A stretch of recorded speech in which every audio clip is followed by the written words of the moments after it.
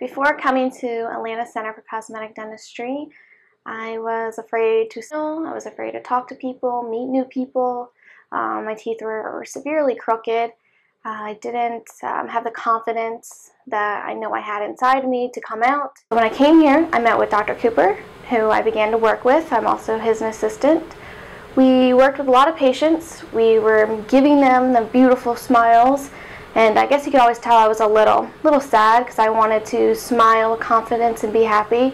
And he mentioned to me that I could do Invisalign.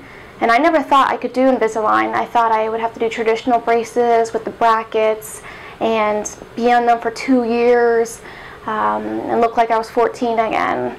So he said, no, we can do Invisalign. So I did Invisalign. It took 6 months. It was really quick. They're clear trays. You can't even tell you're wearing them. I met multiple patients wearing them. They had no idea they were even in my mouth.